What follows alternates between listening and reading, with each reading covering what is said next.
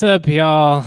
We are live from Canvas Stadium. Justin Michael here, host of DNVR Rams Live, and man, that was deflating week one performance. It feels like Groundhog Day at this point, where every year we talk ourselves into it being different, and by halftime of week one, I don't know. I feel like I'm smacking myself in the head, confused on why I thought it was going to be different. I mean, this team certainly has talent. I think when you look at the roster, it's pretty clear that, they have 3 to 4 of the top 15 to 20 players in the conference, and to just get shell shocked like this in front of your home fans, in your own building, it's brutal, and it's happened way too much over the last couple of years.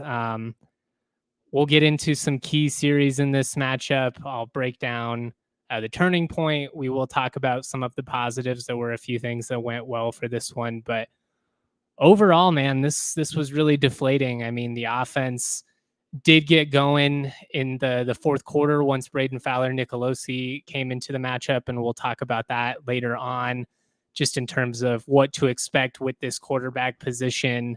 I wouldn't say that we're at a spot yet where Clay needs to feel like, he's at risk, but man, that was not good enough. Not even close. I asked Jay Norvell post game, essentially if the offense being this conservative was intentional, if they wanted to stretch the field more. Clay got hurt in that third quarter with about 4 minutes left, and that was actually his first attempt of 15 plus yards down the field the entire game.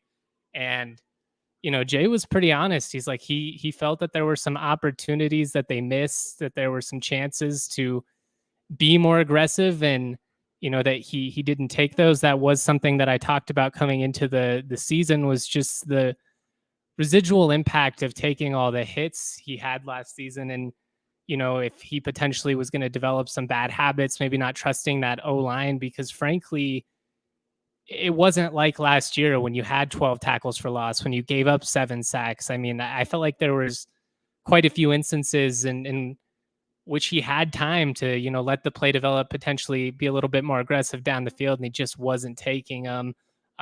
It will be interesting to see what happens as far as practice goes, whether Braden gets an opportunity to run more with the ones. The offense certainly opened up a hell of a lot more when he came in. I thought he was willing to take some chances, which is obviously good and bad. There were a couple of throws that, the interception was pretty bad. He got away with a couple of them that you just can't make. Frankly, you can't be that erratic and expect to be a starting quarterback. But I did feel like he brought a spark. Obviously, they needed to change something up. And you can't win doing what this offense is doing. You go down the field and, you drill the 38-yard field goal. It feels like things are going pretty good.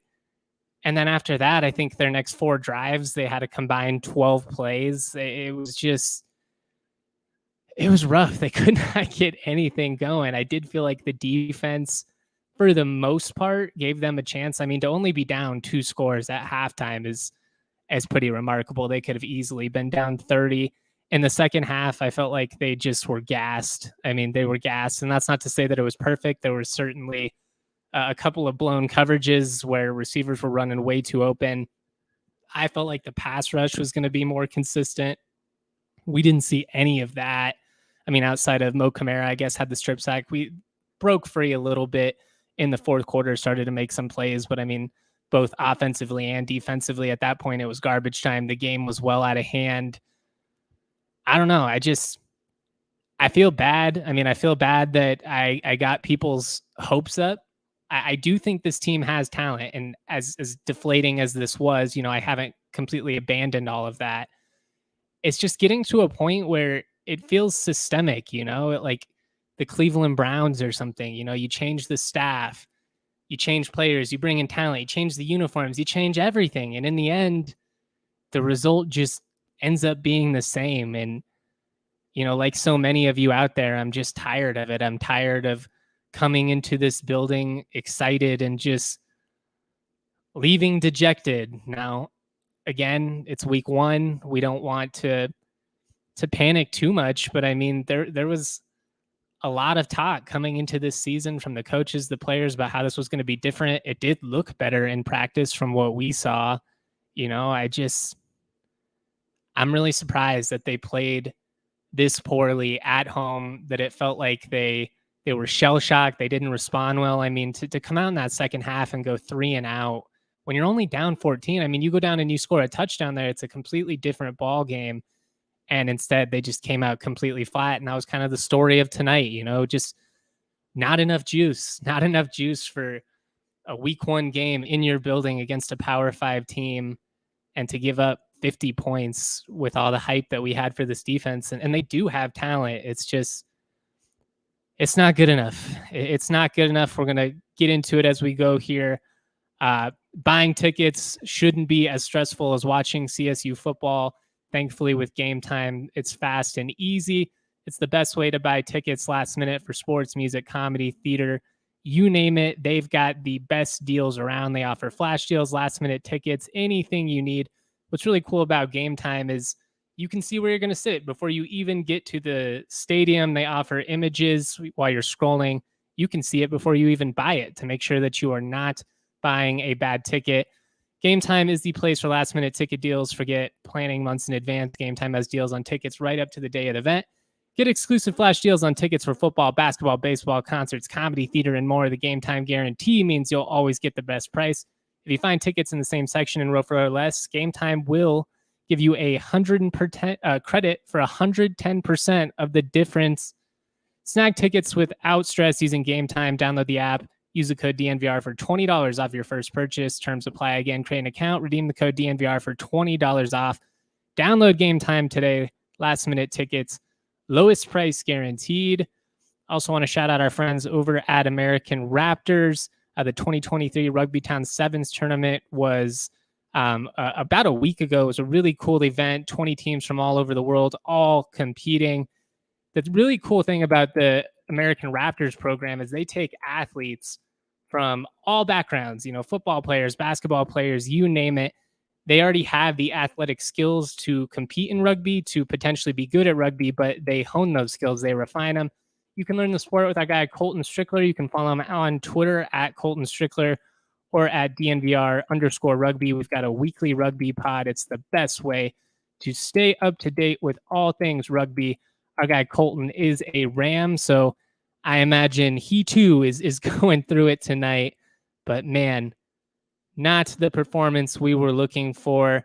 One of the things that Jay Norvell said post-game that I thought was really interesting was essentially that he felt there were opportunities to be more aggressive downfield. Now, obviously, a lot of this offense is, quick screens. It's trying to play at tempo. And I do think that is a little bit of a misconception within the fan base. They see the quick screens. They see some of the quick hitter runs up the gut, and they're like, what the hell? This is not the air raid. The air raid is really a simple offense, guys. It's not like one where you sit back in the pocket and you've got all kinds of crazy stuff going downfield. It's about playing fast. It's about doing the things well and executing. But when you're not doing it in the trenches, when you're not able to run the football, it just makes it tough. And frankly, when you have a quarterback who's, not willing to stretch the field, it just felt like Clay was a little gun shy in this one. I don't know if that's from those hits that he suffered last season. Again, that is something that we're going to have to keep an eye on. I just don't want to create a narrative or something that is premature, but this was alarming because he has plenty of arm talent. I think the talent around him is there. Torrey Horton, Justice Ross Simmons obviously had a really big game. Nice to see that from the sophomore. Gets 4 catches on that first drive. They kind of struggled to get the ball back to him until the end of the game, but to see him do that is huge. If Clay can't take advantage of these weapons, we're going to have to start having a real serious conversation. And I don't know how long that's going to be. I don't know if that's after non-conference play, like you give him a couple more weeks.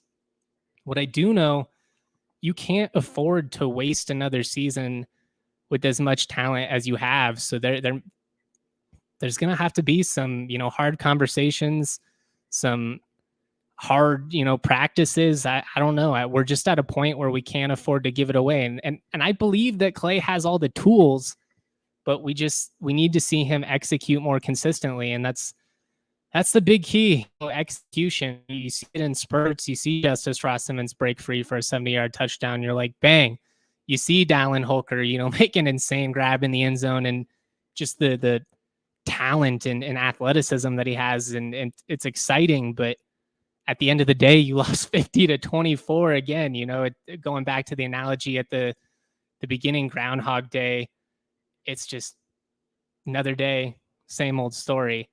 As far as the keys in this one, third down efficiency was huge. I mean, the Rams could not get off the field, especially in that first and second quarter. I felt like the defense did a really good job of getting them in third and long, and Cam Ward would scramble around, he'd scamper, he'd make something happen with his feet, he'd hit a receiver downfield.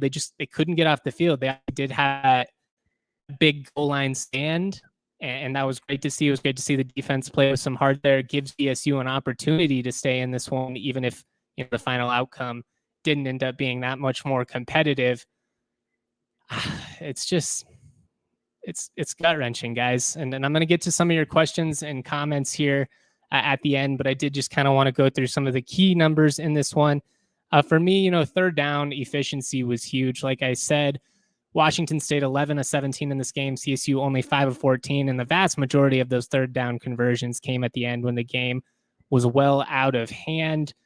Clay Millen finished 15 of 24, 110 yards, 0 touchdowns, 1 interception. Braden Fowler Nicolosi comes in, basically plays the fourth quarter, last 5 minutes of the third. He goes 13 of 20, 210, 2 touchdowns, 1 interception. He should have had 2 or 3, but he did bring some juice. It was, I don't know. I don't know if they would have put him in the game if Clay hadn't gotten hurt, but Jay did say that he didn't like the look in his eyes. I don't know. That's something to keep an eye on, I guess. I mean, that's one where it kind of depends on what he meant. Just contextually, I don't know if he meant that was just because of the injury or because of the entire situation, but just a really underwhelming performance from this offense altogether. It looked not as bad as what we saw last year. The offensive line was more consistent, not as many tackles for loss. They were able to do some positive things with the screen game, which they didn't really do at all last year, but it was just too much of the same. I mean, they couldn't sustain drives. They failed to establish the run consistently.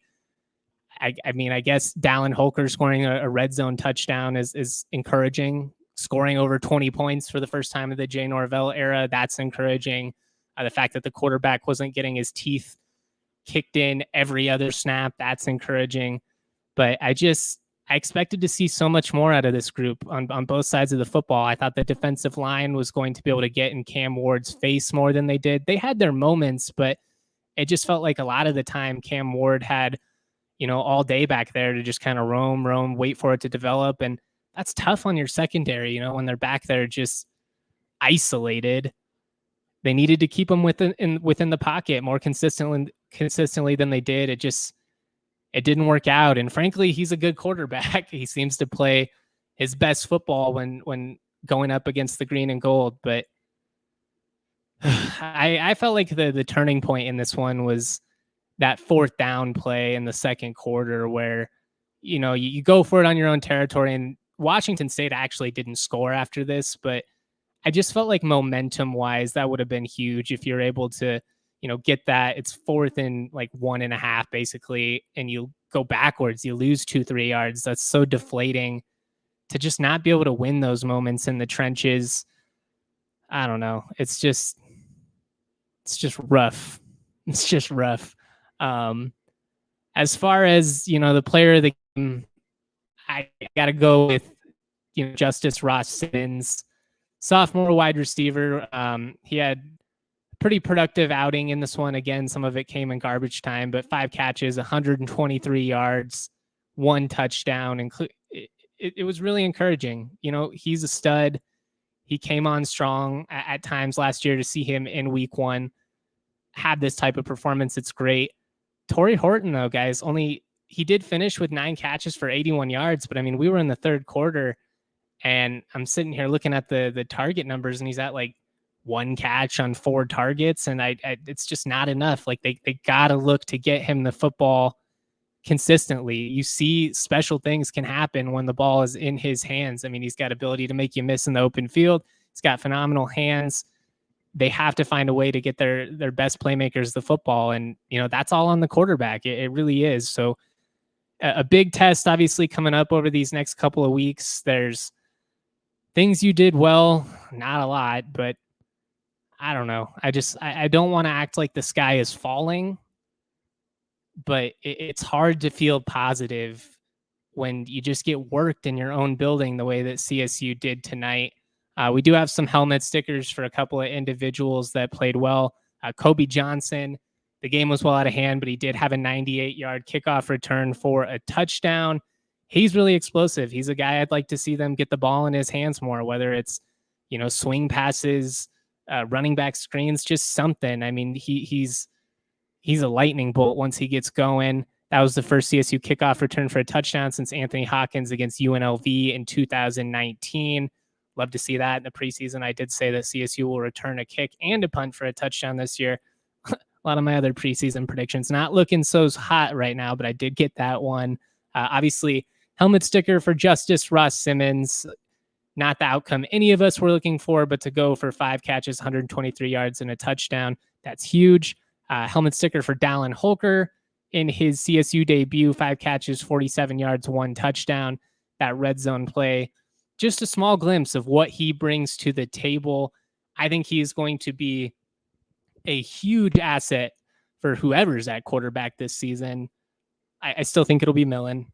I'm not trying to get, too carried away here, but it's just, we need more. Like outside of that, offensively, I would give Braden Fowler Nicolosi a helmet sticker for doing what he did in that fourth quarter, coming in and providing a spark.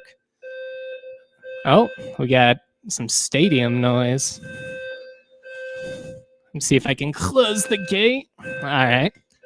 We'll power through it. Live TV, folks. Looks like somebody set the security alarm at the CSU stadium. Sorry about that.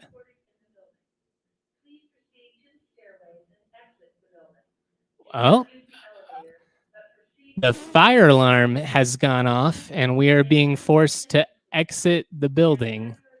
All right, this is about on par with how this night has gone. It's just a disaster from the beginning and to the very end, seemingly.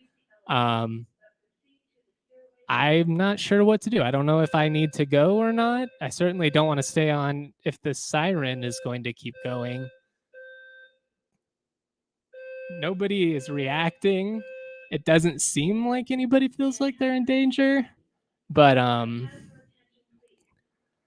yeah, this is not going well. So you want to know what? We'll figure it out. I think I'm going to go live again tomorrow and hopefully give a more concise broadcast with less background noise. I'm sorry I was not able to get to your questions and comments, but with this alarm going off and the background, I don't think it's going to be something you guys want to listen to. I guess I'll just say this. I'll leave you with this.